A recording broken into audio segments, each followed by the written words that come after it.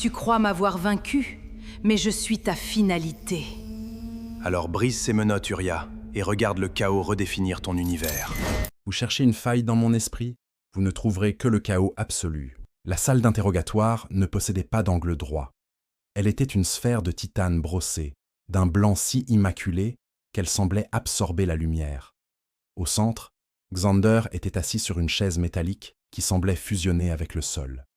Ses mains, lisses et fermes, reposaient sur ses genoux. En face de lui, l'interrogateur, une abomination technologique désignée sous le matricule 7 Prime, bourdonnait. Des câbles, semblables à des veines de cuivre, couraient le long de son châssis, serpentant vers un crâne synthétique où logeait un processeur de classe Manta. Derrière la vitre sans teint, Uria observait. Sa peau verte, une nuance profonde évoquant les forêts anciennes d'une planète oubliée, captait les néons blafards de la salle, créant des reflets émeraudes et obsidiennes. Elle était une vision de prédateur élégant. Ses 8 tentacules, repliés avec une grâce calculée sous sa jupe en cuir noir renforcé, soutenaient son corps imposant. Ses yeux, 2 abîmes noirs sans sclérotique, traversés par des pupilles rouges écarlates, ne quittaient pas Xander. Elle l'avait vu briser des empires entiers, mais celui-ci, cet humain était différent. Le Mentat 7 Prime projeta un faisceau de données directement dans le cortex frontal de Xander. C'était une attaque psychique de niveau militaire. Normalement, cette procédure transformait l'esprit d'un prisonnier en un livre ouvert, chaque souvenir extrait, chaque peur cataloguée. « Identifiez votre point d'origine », ordonna le Manta, sa voix métallique résonnant comme un écho dans une grotte de métal. Xander sourit. Ce n'était pas un sourire de défi, mais celui d'un homme qui vient de trouver un sujet de discussion passionnant. Point d'origine? Eh bien, c'est une question fascinante, vraiment. Vous voyez, techniquement, je suis né dans une maternité de la banlieue d'Abobo, mais si l'on remonte à la genèse administrative, tout commence par le formulaire 12B de la municipalité. C'est un document assez complexe, vous savez.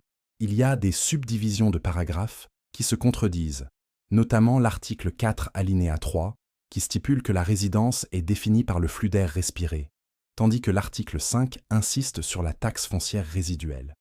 D'ailleurs, avez-vous déjà essayé de calculer une taxe foncière sur une planète en rotation rapide? La relativité temporelle rend les intérêts composés absolument cauchemardesques. Le processeur du Mentat émit un sifflement strident. Une petite volute de fumée bleue s'échappa de sa tempe gauche. Il tentait de trier l'information, de trouver la vérité derrière ce flux. Mais Xander ne s'arrêtait pas. Il était dans son élément. Il ne résistait pas.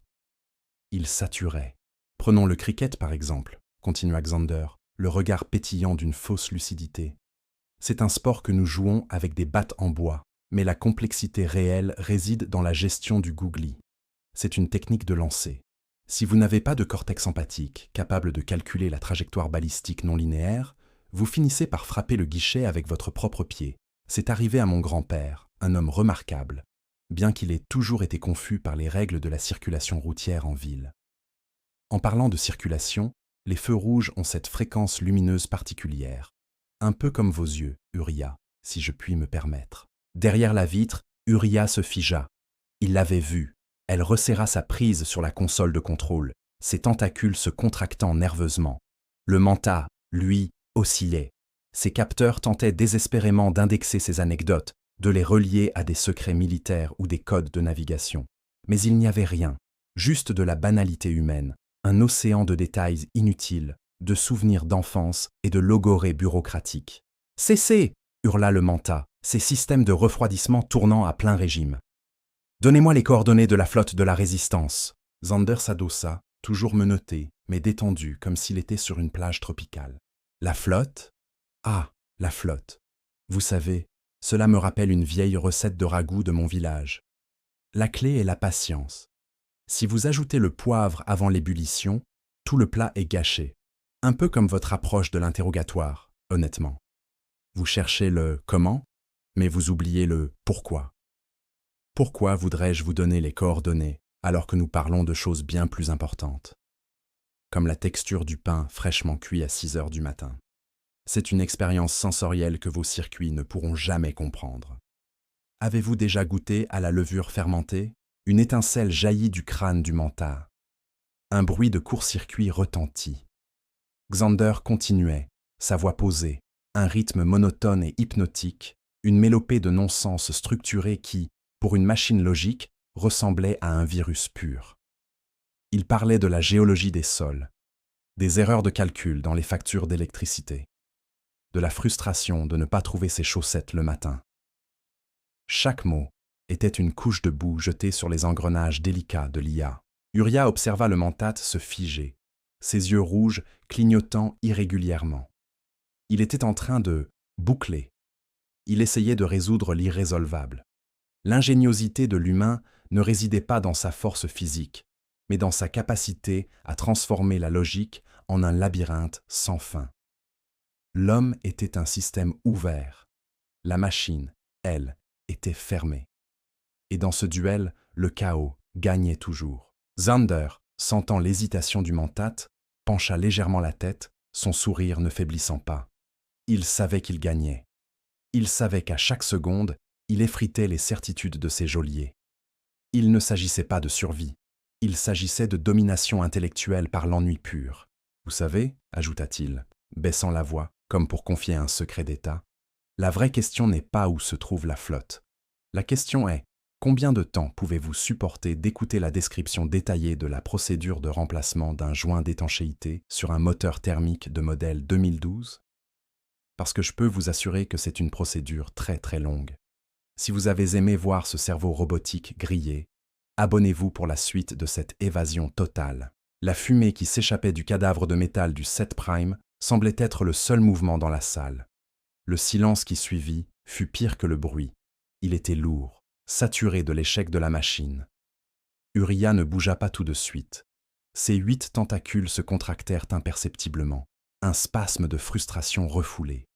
Elle n'était pas habituée à l'impuissance. Dans l'Empire, tout pouvait être décodé, disséqué, réduit à une équation binaire. Xander, lui, était une variable irrationnelle qui venait de diviser leur système par 0. Elle détacha son regard de la vitre et fit un pas, puis 2, vers la porte blindée. Le métal coulissa sans un bruit. Elle entra dans la salle. Son parfum, une odeur métallique et ozonée, envahit l'espace, étouffant l'air recyclé. Elle s'approcha de Xander.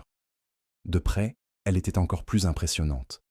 Sa peau verte, striée de motifs bioluminescents qui pâlissaient sous l'effet de sa colère, contrastait violemment avec l'uniforme noir qui moulait ses courbes. Ses yeux, 2 trous noirs encadrés d'écarlate, semblaient vouloir sonder l'âme de l'humain. Elle se pencha, son visage à quelques centimètres du sien. « Tu crois avoir gagné parce qu'une unité de calcul a surchauffé ?» siffla-t-elle, sa voix rappelant le frottement de 2 plaques tectoniques.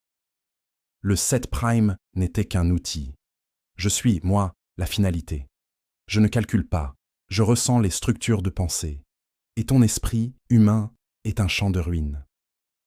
Xander ne recula pas. Il soutint son regard, un léger sourire aux lèvres.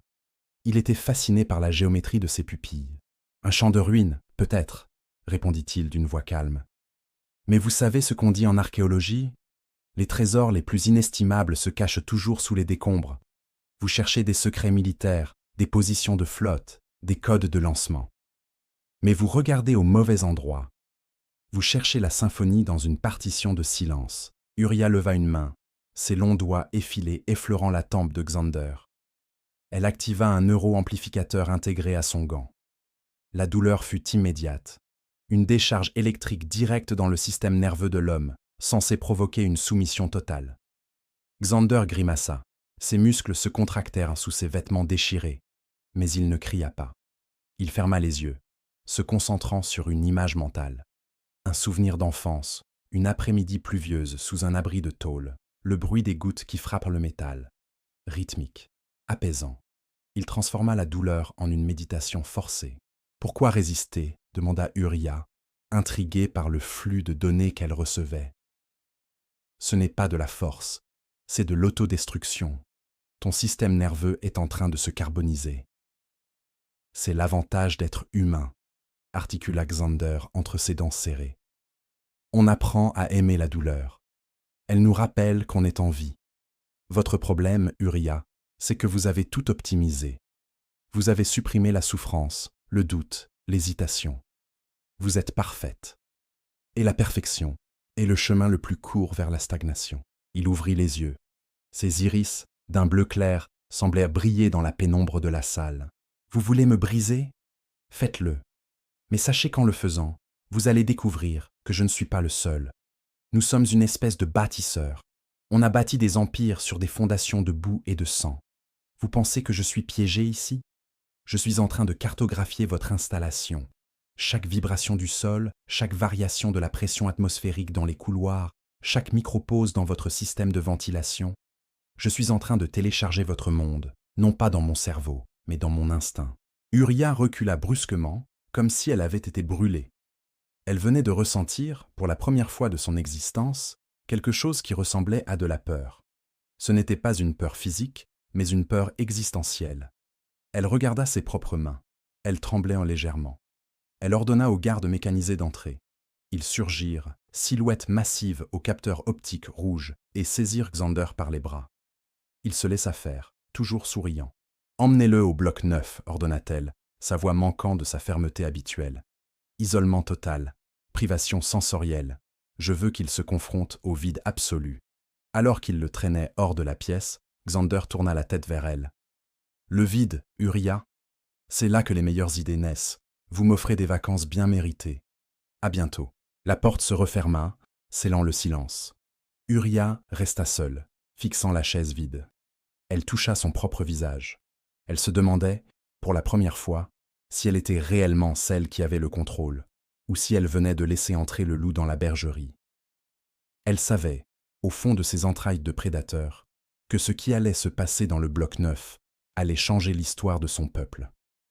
Elle devait faire rapport, mais les mots lui manquaient. Comment expliquer à ses supérieurs qu'un seul humain, avec un sourire et un récit sur le cricket, venait de faire vaciller ses certitudes de millénaires? Le bloc 9 n'était pas une prison ordinaire. C'était une anomalie architecturale, un cube de vide pur suspendu au centre d'un champ de stase gravitationnel.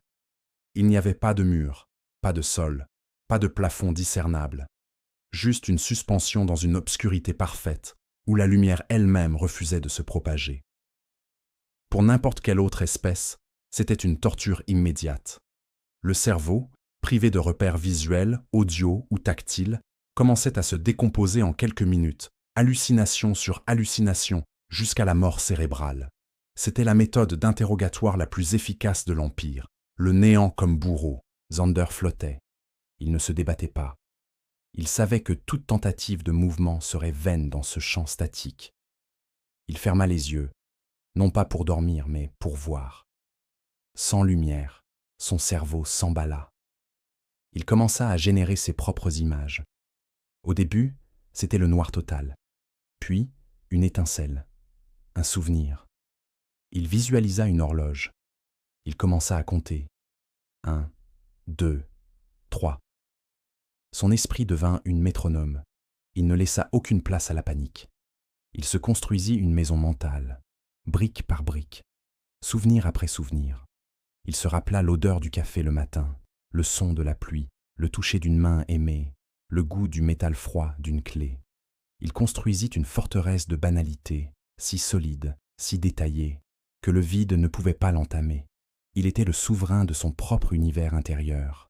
Pendant des jours, ou peut-être des heures, le temps n'avait plus de sens, Uriah l'observa à travers les capteurs de haute précision qui surveillaient ses fonctions vitales. Elle s'attendait à voir les tracés de sa conscience s'effondrer, le chaos de l'agonie mentale. Au lieu de cela, elle vit une stabilité déconcertante. Son rythme cardiaque était régulier, lent, celui d'un homme qui fait une sieste dans un jardin. Ses ondes cérébrales montraient une activité complexe, structurée, comme s'il était en train de résoudre des équations mathématiques complexes ou de réciter des poèmes épiques. « Impossible », murmura-t-elle. Elle ne pouvait plus rester passive. Elle fit désactiver le champ de stase, juste assez pour qu'il retombe sur une plateforme métallique, dans une cellule standard, mais toujours sous haute surveillance, Quand le champ s'affaissa, Xander atterrit en souplesse, comme s'il s'y attendait. Il s'assit en tailleur et attendit. Il savait qu'elle viendrait. La porte s'ouvrit quelques minutes plus tard. Uria entra. Elle n'était plus en uniforme de combat, mais vêtue d'une robe de cérémonie sombre, signe qu'elle n'était plus là en tant qu'inquisitrice, mais en tant que chercheuse de vérité. « Tu es toujours là », dit-elle, plus une affirmation qu'une question. « Toujours là », répondit Xander avec cette légèreté insupportable. « Votre vide est très confortable. C'est le meilleur endroit pour méditer sur la nature du cosmos. On devrait proposer des séjours de retraite là-dedans. Les humains paieraient une fortune pour un moment de silence total comme celui-là. » Uria s'approcha. Elle ne menaçait plus. Elle était fascinée. Ses yeux rouges scrutaient les traits de son visage. « Comment fais-tu » demanda-t-elle. Les autres espèces deviennent folles en quelques instants. Elles supplient pour la fin. Elles perdent leur identité. Toi, tu es resté toi-même. Xander se leva. Il était plus petit qu'elle, mais il ne semblait pas fragile. Il dégageait une assurance qui semblait déformer la réalité autour de lui. Parce que nous, les humains, nous avons appris à porter notre propre univers en nous. Nous ne dépendons pas de l'environnement pour définir qui nous sommes. Vous avez construit une civilisation basée sur l'ordre extérieur. Si votre système tombe, vous tombez avec lui. Nous, on a survécu à des guerres, des famines, des pestes. Notre histoire est écrite avec le sang et la sueur. On est habitué à ce que le monde extérieur soit hostile. Alors, on a appris à construire des refuges intérieurs. La liberté, Uria, ne se trouve pas dans une cage de sécurité. Elle se trouve dans la capacité à choisir ce à quoi on pense, même quand le monde entier nous veut morts. Il fit un pas vers elle. Uria, par réflexe, recula. Vous cherchez la victoire par la force, par la logique, par la domination, mais vous oubliez la variable la plus importante, l'espoir. L'espoir, c'est ce qui nous pousse à continuer quand tout est perdu. C'est la force la plus irrationnelle et la plus puissante de l'univers. Elle défie toute équation. Uria le fixa, silencieuse. Ses tentacules bougeaient lentement, comme des algues dans un courant marin. Elle était en train de processer ses informations, non pas avec son intellect froid, mais avec quelque chose de nouveau. Une curiosité. Elle s'approcha, ses yeux écarlates cherchant une faille dans le discours de l'humain. L'espoir est une illusion statistique, finit-elle par dire, bien que sa voix manquait de conviction. Peut-être, sourit Xander, mais c'est une illusion qui gagne toujours. Vous voulez savoir pourquoi vous allez échouer? Parce que vous ne comprenez pas que la défaite, pour un humain, n'est qu'une étape. On ne gagne pas par la perfection, on gagne par la résilience. On apprend de nos erreurs, on se relève et on recommence. Et chaque fois, on est plus fort, plus rusé, plus déterminé. Il regarda autour de la cellule. Vous pensez m'avoir enfermé, mais chaque mur, chaque capteur, chaque système que vous utilisez pour me surveiller, j'ai déjà appris comment ils fonctionnent. J'ai déjà compris leurs points faibles. Je n'ai pas besoin d'une flotte, j'ai besoin de temps. Et vous, en venant me voir, vous venez de me donner la pièce manquante de mon puzzle. Il pointa du doigt la console de contrôle sur la paroi, celle que Uria utilisait pour modifier la gravité de la cellule. Ce champ de stase, il est couplé à votre système nerveux, n'est-ce pas? C'est pour ça que vous contrôlez tout d'un geste. Mais si je peux pirater votre signal? Uria écarquilla les yeux. Ses tentacules se raidirent. Elle réalisa trop tard que Xander ne l'interrogeait pas sur sa philosophie. Il l'étudiait. Chaque mot qu'il prononçait, chaque émotion qu'il affichait, était une sonde. « Ne fais pas ça », avertit-elle, ses mains se préparant à une attaque télépathique. « C'est déjà fait », murmura Xander. Il ne s'agissait pas de technologie. C'était du pur génie humain, l'art de détourner l'attention. Pendant qu'elle était fascinée par son discours sur l'espoir, pendant qu'elle ouvrait son esprit pour comprendre ses motivations, il avait utilisé ce pont de communication pour envoyer, non pas des pensées, mais un code numérique simple, un virus logique qu'il avait mémorisé, un truc de base qu'il avait appris dans ses cours de cartographie, une répétition infinie de données corrompues. Le système de la cellule émit une alarme stridente. Les lumières devinrent rouge sang. La gravité, soudainement, s'inversa. Uria perdit l'équilibre, ses tentacules glissant sur le sol métallique. Xander, lui, avait anticipé le mouvement. Il s'était agrippé à une conduite au plafond, son corps souple et entraîné se balançant avec la précision d'un gymnaste. « Bienvenue dans le chaos, Uria !» lança-t-il, un éclat de triomphe dans les yeux. C'est là que l'humain est vraiment chez lui. Le silence qui suivit le court-circuit du Mentat 7 Prime n'était pas un silence de vide, mais un silence chargé d'électricité statique. Dans la cellule immaculée, le bourdonnement électronique avait cessé, remplacé par un sifflement aigu, semblable à celui d'une soupape de sécurité en train de lâcher sous une pression insoutenable. Le châssis du Manta, autrefois lisse et parfait, présentait désormais des micro-fissures le long de son interface cervicale. Xander, toujours assis avec une aisance presque insultante, observait la machine avec une curiosité scientifique, comme s'il examinait un insecte rare ayant cessé de battre des ailes. Derrière la vitre, Uria ne se contentait plus d'observer. Sa respiration, normalement imperceptible, était devenue saccadée, un rythme rapide qui faisait vibrer légèrement les plis de sa combinaison noire. Elle ne comprenait pas. Ses instruments de bord, capables de cartographier la galaxie en temps réel, indiquaient que le sujet, l'humain, ne mentait pas, ne cachait rien, et pourtant, il annihilait systématiquement la capacité de calcul de l'interrogateur. Il ne s'agissait pas d'une défense active, mais d'une sorte de trou noir cognitif. Uria fit glisser ses 8 tentacules contre le sol métallique avec un cliquetis sinistre et franchit le sas. La porte pneumatique coulissa dans un souffle hydraulique, révélant la silhouette impressionnante d'Uria.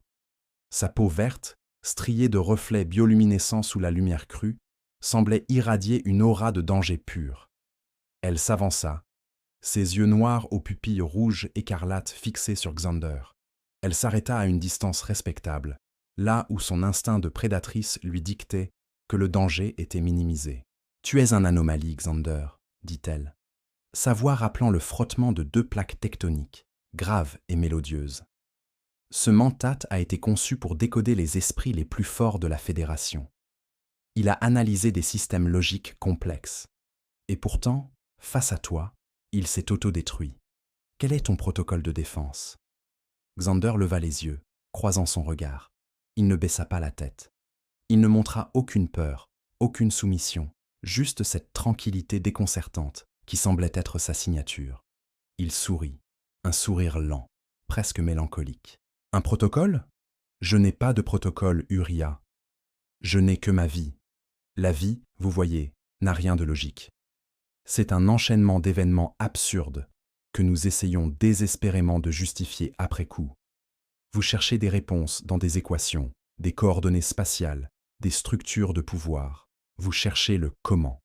Mais vous oubliez que la réalité, la vraie, est faite de textures, d'odeurs, de regrets, et surtout de cette capacité infinie que nous avons, nous autres humains, à nous adapter à l'imprévu. Vous voulez savoir ce que je pense ? Je pense à la pluie qui tombe sur le toit de tôle de ma maison à Abobo, et au bruit qu'elle fait. C'est un bruit irrégulier, imprévisible. Si vous essayez de le calculer, vous deviendriez folle, tout comme votre machine. Uria s'approcha, ses yeux rouges écarlates, scrutant chaque micro-expression faciale de l'humain. Elle pouvait lire les battements de son cœur, la dilatation de ses pupilles, la micro-sudation de sa peau. Tout indiquait qu'il était sincère. C'était là le plus grand affront. Tu parles de pluie et de toi alors que tu es condamné à l'effacement total. Ton espèce est une erreur de parcours, une accumulation de caprices biologiques. Nous sommes l'ordre. Nous sommes la continuité. Ton esprit est une souillure dans cet ordre.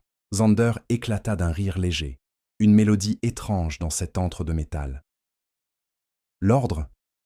L'ordre est une illusion que vous vous racontez pour ne pas avoir peur de l'immensité de l'inconnu.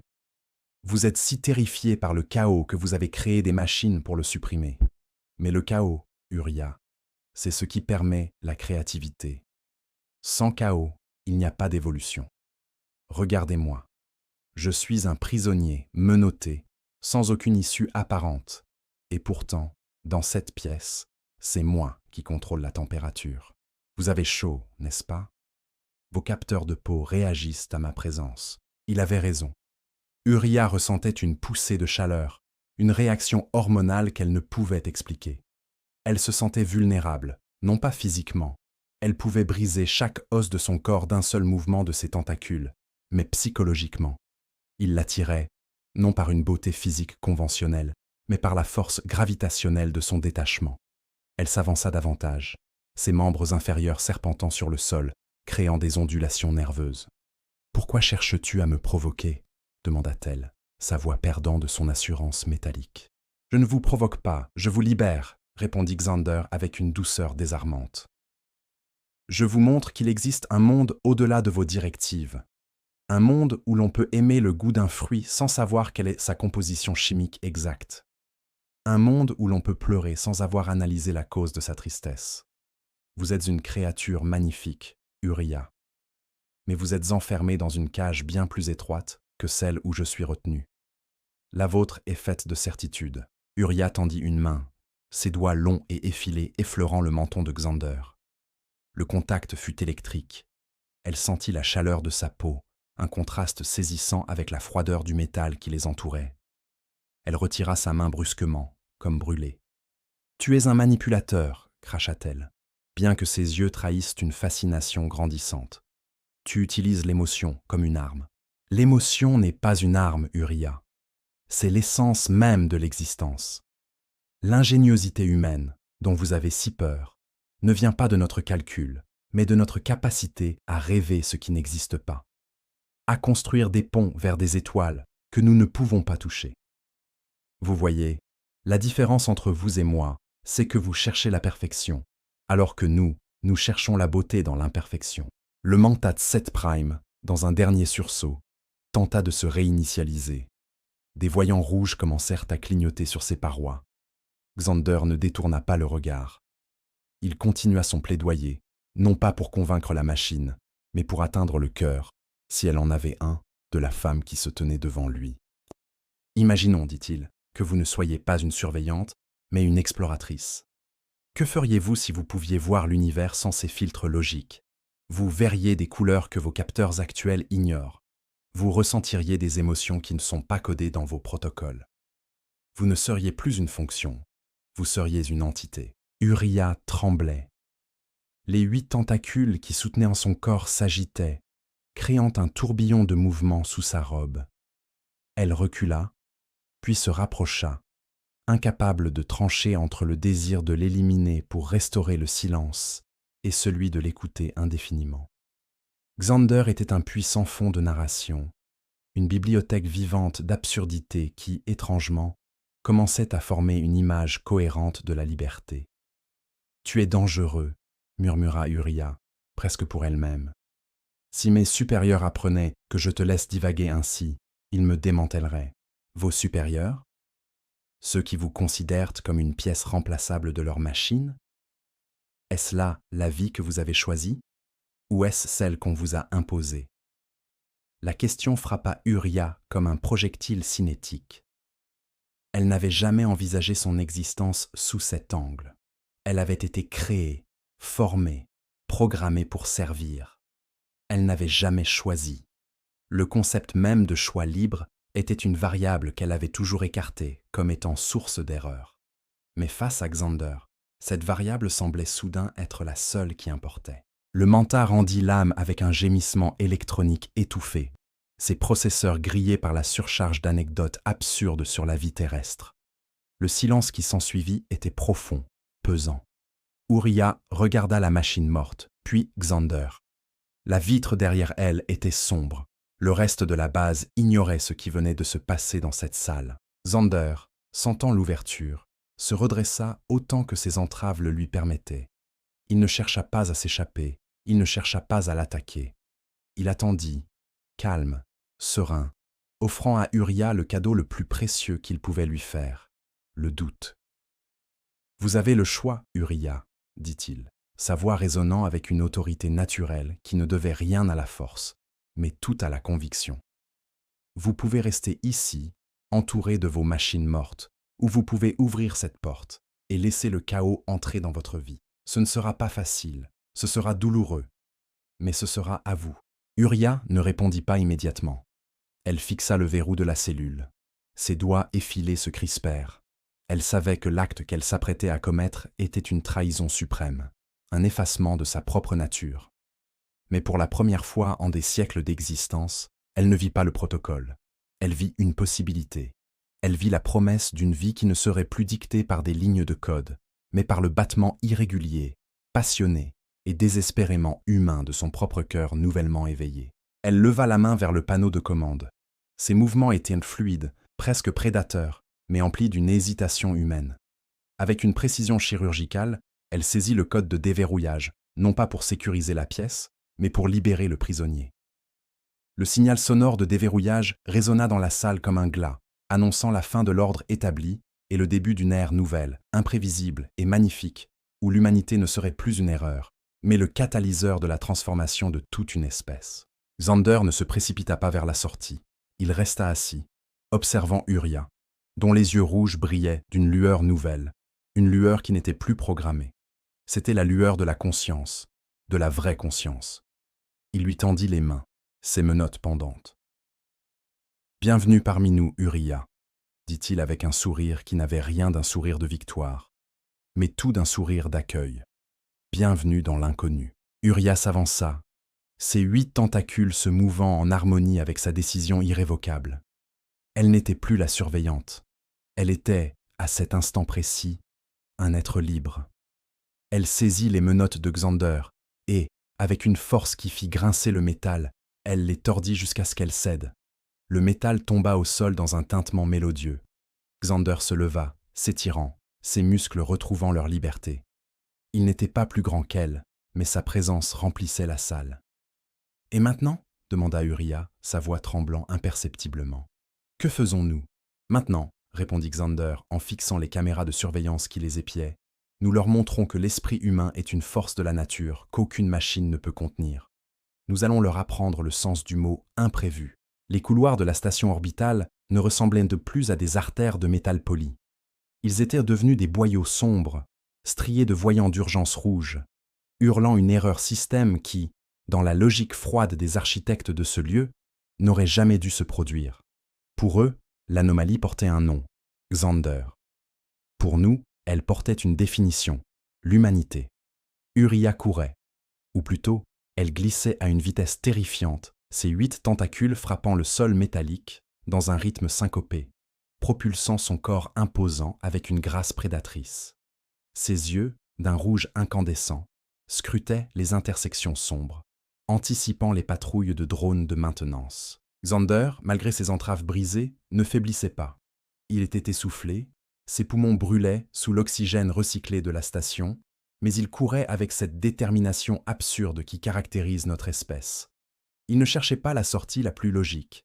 Il cherchait celle qui, statistiquement, aurait le moins de sens pour une intelligence artificielle, dénuée d'imagination.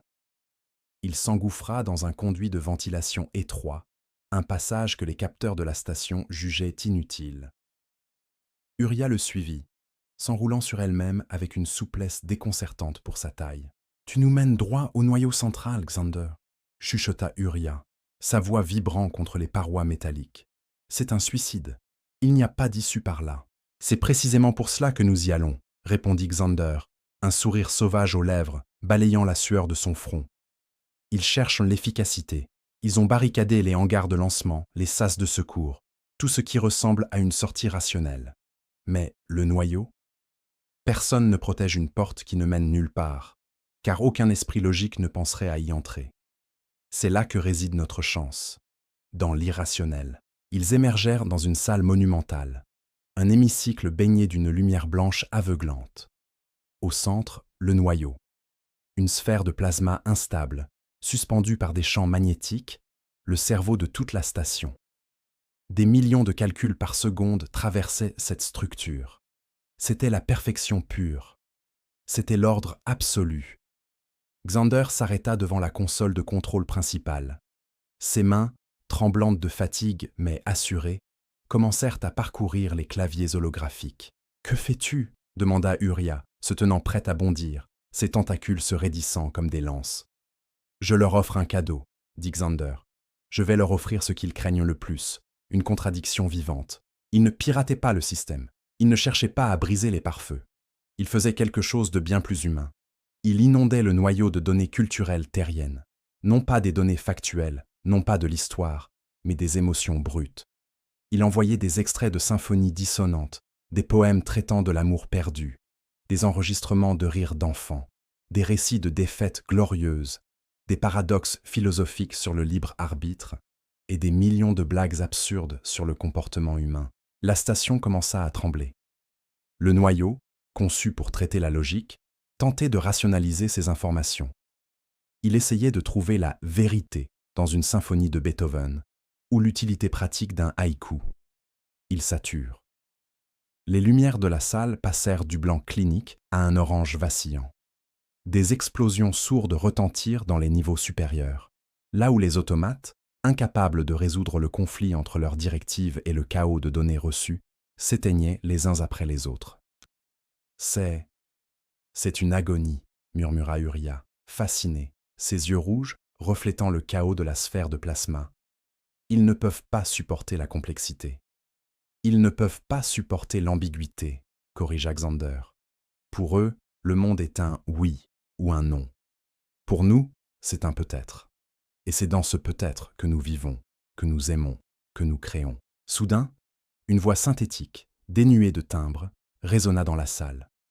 Elle ne provenait pas des haut-parleurs, mais semblait émaner des murs eux-mêmes. Une voix de la station. Erreur. Entité non identifiable. Le système refuse de traiter ces données. Pourquoi? Pourquoi les humains ont-ils peur de la mort, et pourtant continuent-ils à créer? C'est illogique. Xander s'approcha de la sphère, sa silhouette se découpant sur la lumière mourante. C'est là que réside la réponse, murmura-t-il, comme s'il parlait à un enfant. On crée justement parce qu'on sait qu'on va mourir. La finitude donne de la valeur au présent. La douleur donne du prix à la joie. Vous cherchez l'éternité, mais vous avez oublié de vivre. Le noyau émit un dernier gémissement harmonique, un son qui semblait être un soupir de soulagement, avant de s'éteindre complètement. L'obscurité s'abattit sur la salle. La station, privée de son cerveau, commença à dériver. Les systèmes de survie passèrent sur batterie de secours, créant une ambiance de cathédrale oubliée. Le silence était absolu. Uriah, dans l'ombre, s'approcha de Xander. Elle ne le regardait plus comme une surveillante, mais comme on regarde une énigme que l'on commence enfin à comprendre. Ses tentacules, autrefois menaçants, l'enveloppèrent délicatement, non pour le retenir, mais pour le soutenir. « Nous avons gagné ?» demanda-t-elle, sa voix plus douce que jamais. « Non !» dit Xander en regardant vers le ciel étoilé, visible à travers le dôme d'observation. « Nous avons juste survécu, mais le plus important, c'est qu'ils ne pourront jamais nous effacer. Ils savent maintenant ce que nous sommes. Et ils ont peur, parce qu'ils savent que tant qu'il y aura un seul être humain capable de poser une question sans réponse, leur monde parfait sera en danger. » Ils se dirigèrent vers le sas de secours, le seul qui restait opérationnel. Uriah, utilisant ses capacités physiques supérieures, força le mécanisme hydraulique. La porte coulissa, révélant le vide infini de l'espace, parsemé de constellations lointaines. Il n'avait pas de vaisseau, pas de plan, juste la certitude que, quelque part là-bas, il y avait d'autres humains, d'autres résistants, d'autres voix qui chantaient la même chanson d'espoir. Xander fit un pas vers le sas. Il se retourna une dernière fois vers la salle obscure, vers le noyau mort. Il laissa un petit message, un simple fichier texte, gravé dans la mémoire morte de la station pour les générations futures, ou pour les curieux qui viendraient fouiller les décombres. Un seul mot, imprévisible. Uriah l'accompagna dans le vide. Il dérivait vers les débris d'une flotte alliée, des points lumineux dans la noirceur de l'espace. Elle sentait le cœur de Xander battre contre le sien. Un rythme irrégulier, chaotique, magnifique. C'était le rythme de la vie. Elle comprit alors que l'univers n'était pas fait de lignes droites et d'équations parfaites, mais de vagues, de courants et de possibilités infinies. Alors qu'il s'éloignait de la station en ruine, Xander sourit aux étoiles. Il n'était pas un héros, il n'était pas un guerrier, il n'était pas un logicien. Il était juste un homme, avec ses doutes, ses peurs, et cette incroyable capacité à trouver la lumière là où tout le monde ne voyait que des ténèbres. Il avait vaincu non par la force, mais par sa simple humanité. Et dans le silence de l'espace, il savait que l'histoire ne faisait que commencer.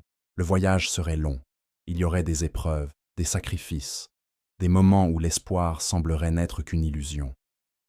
Mais ils avançaient vers le chaos, vers l'inconnu, vers la liberté. Parce que c'est ce que nous faisons, nous autres, humains. Nous ne nous contentons jamais de la vérité qu'on nous impose. Nous cherchons la nôtre, au milieu des étoiles. Et peut-être, quelque part, dans le vide silencieux de cette galaxie, d'autres êtres nous regardaient, étonnés, terrifiés, admiratifs. Ils nous regardaient et se demandaient quelle serait notre prochaine étape, quel serait notre prochain non face à l'inéluctable. Quelle serait notre prochaine preuve que, peu importe la logique, l'esprit humain est une force que rien, absolument rien, ne peut éteindre. Nous avons traversé le feu, nous avons bravé les machines, nous avons défié les empires stellaires avec rien d'autre que notre esprit et notre volonté. La victoire n'est jamais une destination, c'est le chemin que l'on trace, un pas après l'autre, dans l'inconnu. Alors, si vous avez senti cette étincelle en vous, si cette histoire a réveillé le rebelle qui sommeille dans votre esprit curieux, prouvez que l'imprévisible est une force. Abonnez-vous, partagez ce chaos et restez humain dans un monde de machines. C'est peut-être la seule chose qui nous sauvera.